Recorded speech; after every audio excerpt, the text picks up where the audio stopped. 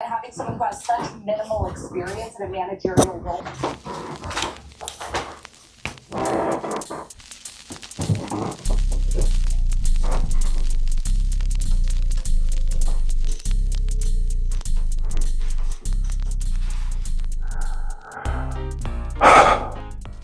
All right, I'm trying out this new term called Meggies for Michael McGill. Maybe you'll like that, maybe you won't. I'm not sure. But hey, I am doing this video to celebrate 100 subscribers. That is each and every one of you who has shown up to my channel to support. You've already subscribed, so you've liked, you've commented, you've shared. And I want to thank you so much. I am celebrating having 100 subscribers by re-releasing in a new format, my very first official YouTube video that dealt with turning a trash can that I found on the side of the curb into a treasure, I turned it into a table, a side table. I sort of remixed that video. I did like a little deep dive into it, and then you're also going to see a sort of analysis, and then also like you're going to see like a deep dive analysis, and then I also included like an afterthought. So just trying to use some other tools that are out there now, which is AI, to give me like a synopsis of what I did in that video. So this is just to, again, celebrate every one of you who are my subscribers, and hopefully we can grow this channel, get to 200, get to 200,000. I mean, it's a daunting goal, but I hope to give you content that will make you want to stay, and that will make you, again, want to share, and that we can reach out to more people and bring more people to the channel. So I'm going to quit talking. Thank you again for helping me reach it to this. This is just a celebration for me, and I hope you come along for the journey. I'm Michael McGill. I appreciate each and every one of you, and thanks again for stopping by, and I'll see you every Sunday or Monday or Tuesday if I'm a little late. All right, thanks. Okay, so today we're diving into this absolutely amazing project from a super popular arts and design channel. Stain here. Going to apply this Duraclear gloss varnish. So after I do that, I will come back and we will show you the results.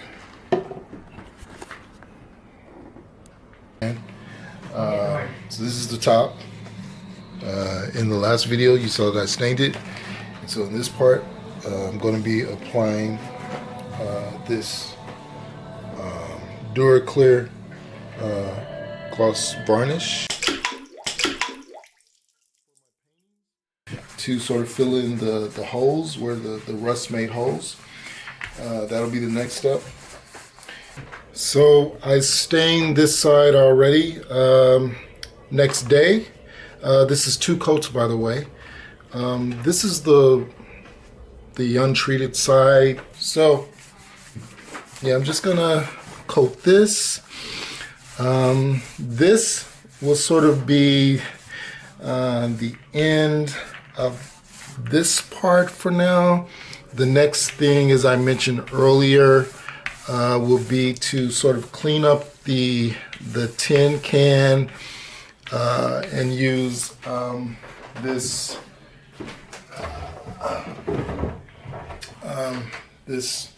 vinyl spackle that I got, just to sort of fix some of the rusted areas around the edge of the bottom of the can. The solution, the vinegar and baking soda solution, to get rid of the rust marks.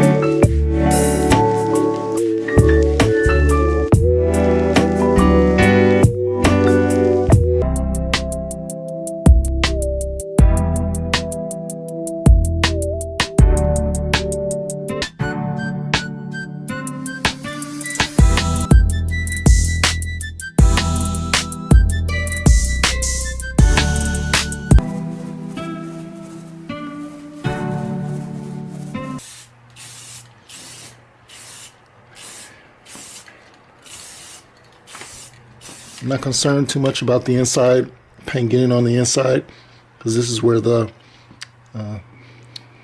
table part, the top is going to be.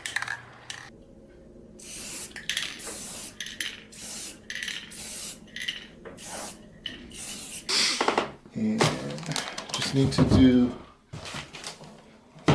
this side right here, and also like just around the edge part.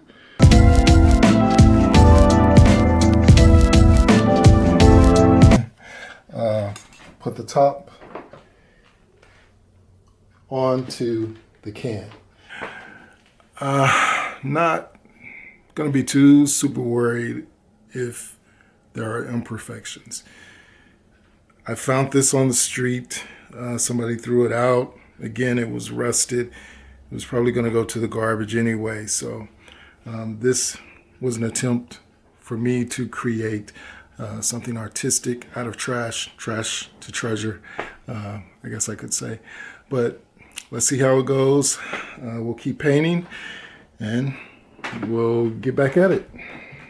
To use them on the inside of the can, but you won't really see them unless you're looking on the inside. I may buy some more plain hooks, because when I originally bought these, they were going to be on the outside or the top, so that you could see them, because they look really nice. Let me take one of them out so you can see what they look like. 1, 2, 3, 4.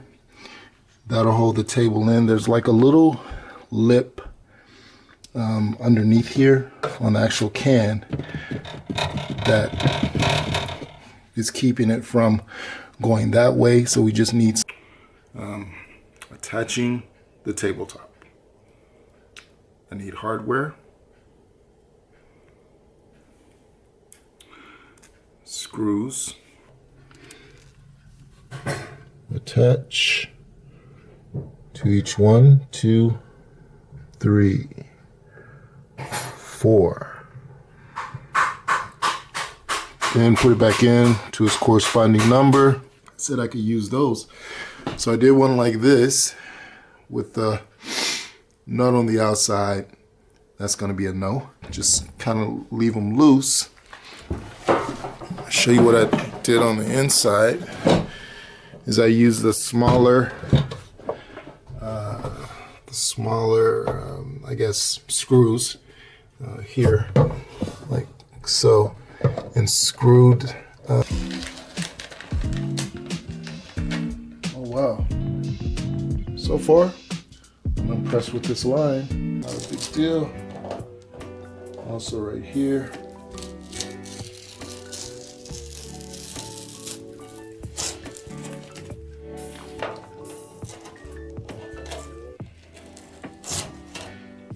And I made one on the bottom.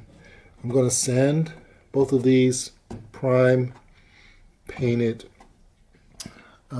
this copper again. I have a couple of spaces up here on the copper that I need to repaint. Paint these screws copper also.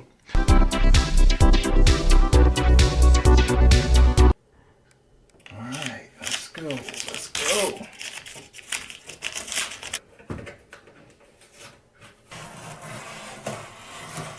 Almost there.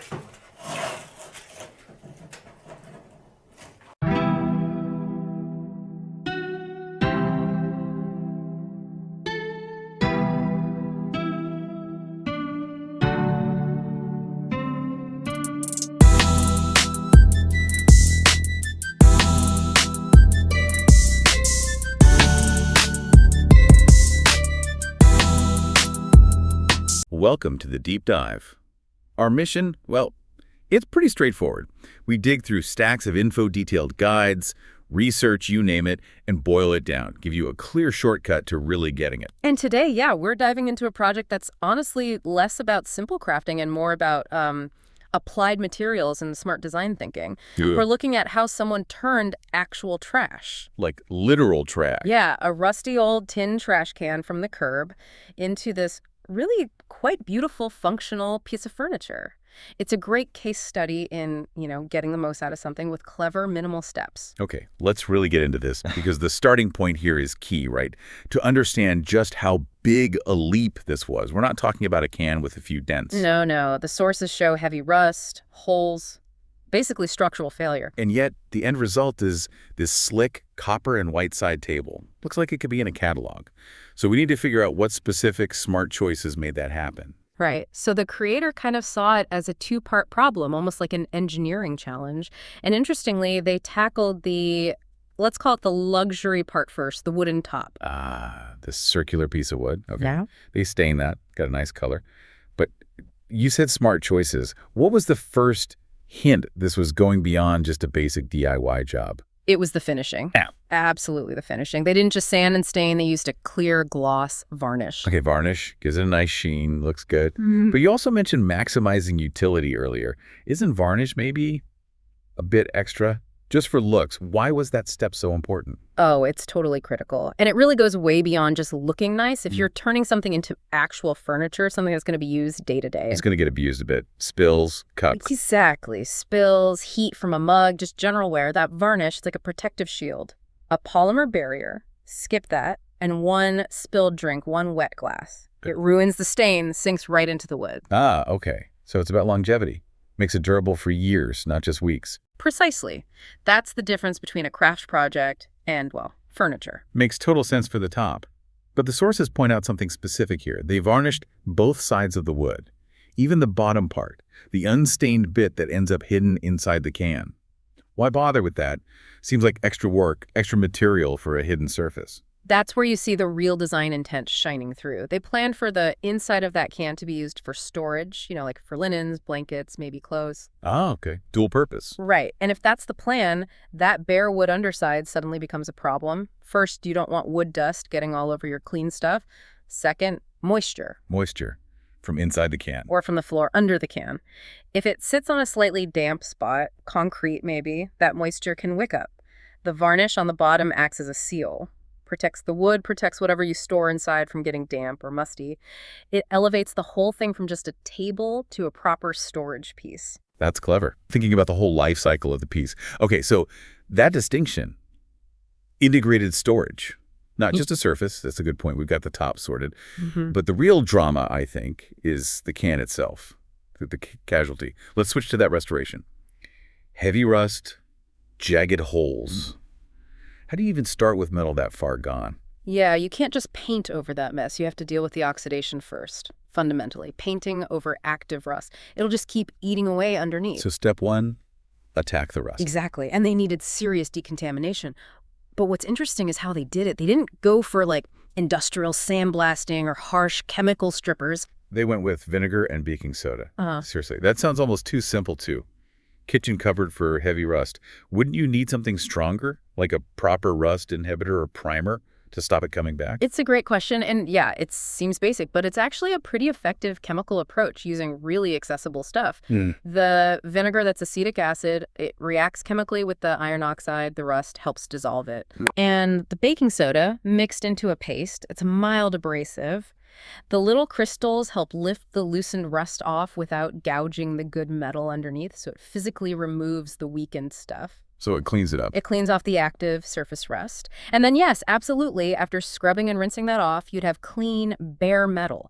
That's when you must hit it with a good quality primer. That primer is the real long-term barrier against future rust before you paint. Got it. So vinegar and soda for the cleanup, primer for the prevention. But cleaning doesn't fix the holes. The pictures show actual gaps, right? Where metal's just gone. This is where they really had to patch things up, bring it back from the brink. Exactly. Now you need a filler. Something that sticks to the clean, primed metal, fills the gaps, gets hard, and lets you sand it smooth for painting. What do they use? They went with vinyl spackling. Vinyl spackling, like you use for fixing holes in drywall. Why that instead of something tougher, like Bondo, automotive filler? Or even fiberglass. Aren't those the usual choices for metal repair? That's a really good point, and it comes down to usability, I think. Bondo fiberglass. They're super strong, no doubt, but they need careful mixing. They cure really hard, really fast.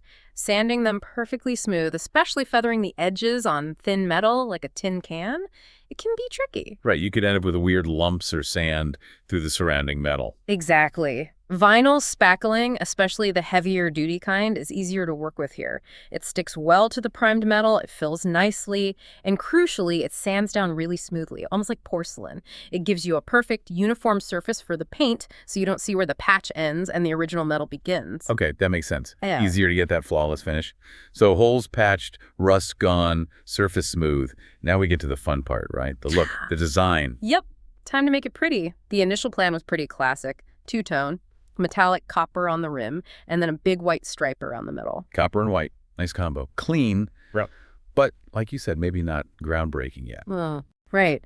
And this is where it gets interesting. This is the moment the creator clearly thought, okay, I'm not just painting a can anymore, I'm designing furniture. Because after they painted that white stripe, they felt it was too flat, too plain. Just a band of white. Yeah, I could see that. It might lack something, dimension. Exactly. It just looked like paint on a can. So their solution wasn't more paint or a pattern. They grabbed the spackling again. The spackling. Again. But the holes were fixed. Yes. This is the brilliant bit, the real design upgrade. They used the vinyl spackling not for repair this time, but purely for decoration. Create a raised edge around the white stripe. Wait, what? Like a little border made of spackle. Precisely. They added texture, a physical boundary, so instead of just a stripe, think of it like a framed panel. They carefully applied a thin bead of spackling, making it stick out just a tiny bit from the surface of the can. Hold on. Spackle as decoration on metal. Wouldn't that just chip off? Especially if you handle the table, move it around. Is that going to last? That's where the prep work pays off. Remember how thoroughly they cleaned and primed the metal back in section 2? Right. The vinegar and primer. That created the perfect surface. The spackling sticks really well to that primed, painted surface. Then, once the spackle cures hard, it gets painted over itself with the metallic copper paint. So it's sealed in, locked between the primer, the white paint underneath, and the copper top coat. Ah, okay. It's sandwiched in. Exactly. And since the spackle is rigid and the metal can is rigid, there's no real flexing to crack it. So yeah, they carefully build up this raised frame, let it cure, sand it smooth, then paint it metallic copper to match the rim. Wow. Okay, I can picture that. That little raised copper frame, that changes everything visually, doesn't it? Massive difference. It adds instant texture, depth. It catches the light differently, creates little shadow lines. It stops looking like just paint on a flat surface. Totally. It elevates it immediately. Without that edge, it's a painted can. With the edge, it looks like a deliberately designed, almost sculpted piece. It looks intentional, professional. That's the key word. Intentional. Okay, so the design is locked in, looking sharp. Now, assembly. This needs to work as a table, hold stuff. That wooden top couldn't just sit loosely on top, right? No way! Too risky. It needed to be secure, especially if you're putting a lamp on it or leaning on it slightly. So how do they attach it? Pretty straightforward, actually, but effective. They dropped the wood top so it rested slightly inside the can's opening, sitting on the inner rim or structure of the can itself. Okay, nested in a bit. Right.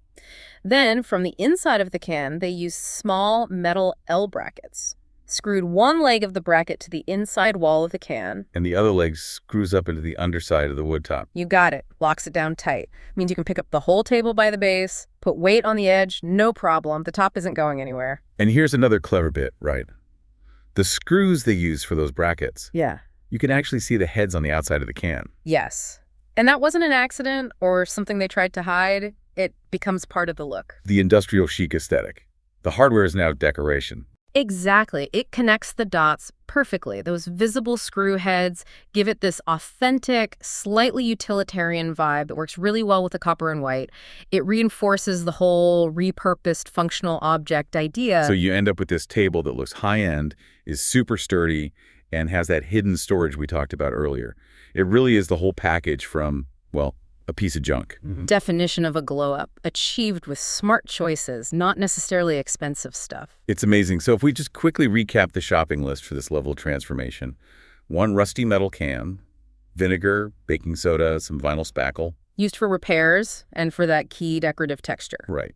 And then good quality paint and that crucial varnish, Pretty basic materials, really. Yeah, and if we pull back, think about what you, the listener, can take from this. This whole deep dive really shows that the gap between, junk and a really nicely designed, useful piece of furniture, it's often not about spending loads of money. It's about the thinking behind it, the intent. Exactly, the intent. We saw it with the varnish thinking about protection, longevity, dual use, and we saw it with the spackling creatively adding texture and depth where there was none. Those little thoughtful steps, that's where it went from just fixing something up to actual design. Absolutely.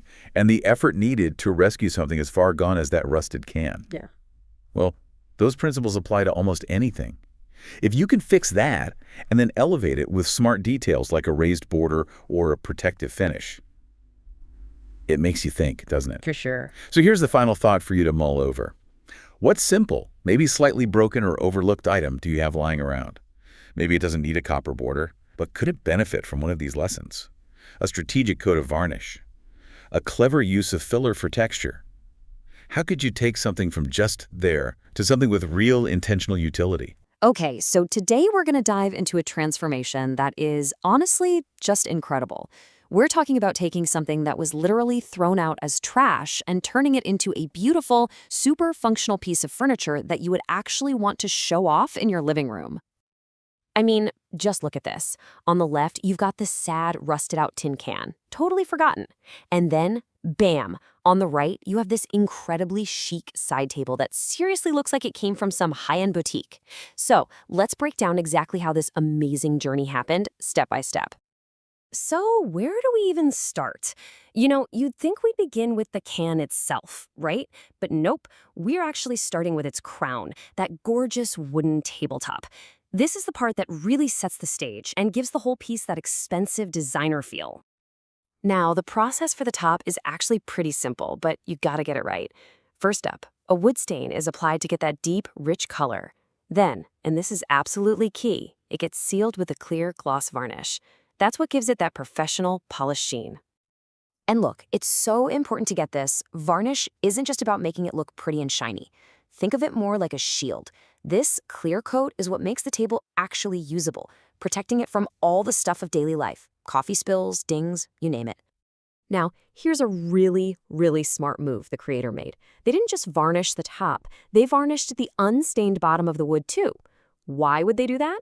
Well, because the inside of the can is meant for storage, right? Maybe for blankets or something. This little step protects the wood from any moisture coming from the inside out. Total genius. All right, let's get to the can itself, which, as we saw, was in a pretty rough state. Before any of the fun painting could happen, its number one enemy had to be dealt with: rust. This part of the process is all about the groundwork. So bringing this thing back from the dead took 3 really crucial steps. First, they used a simple but super effective mix of vinegar and baking soda to just scrub away all that rust. Next, for the jagged holes that the rust had literally eaten through the metal, they used vinyl spackling to patch them all up. And finally, a good sanding over the whole thing to create that perfectly smooth canvas you need for a good paint job. Okay, with the can all prepped and basically brand new, it is time for the real magic. And this isn't just slapping on a coat of paint. This is a two-tone design that uses this one brilliant little trick to elevate the whole thing from a DIY project into a piece of designed furniture. The color scheme itself is super clean and elegant. After taping everything off, the rim gets this beautiful metallic copper finish, and the big middle section gets painted a nice crisp white. That gives it a great foundation, but it's the next step that really makes it special. Which kind of brings up the question, right? How do you take a simple 2-color paint job and make it look, well, expensive and intentional? After that first coat of paint, the creator felt like that plain white stripe was just missing something. It felt a little flat. And this is the brilliant solution.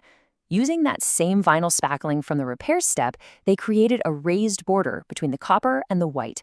Then they painted that raised edge copper so it perfectly frames the white stripe. It's such a simple trick, but wow, as the source says, it adds texture and depth, completely changing the game.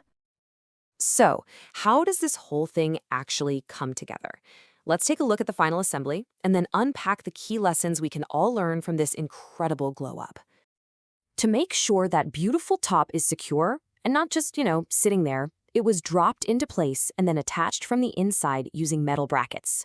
What's really cool is that you can see the screws on the outside. And that's not a flaw. That was a choice. It's all part of that final industrial chic aesthetic. So what are the big takeaways here? First, and this is the big one, you have to see the potential in things other people throw away. Second, you just can't skip the prep work.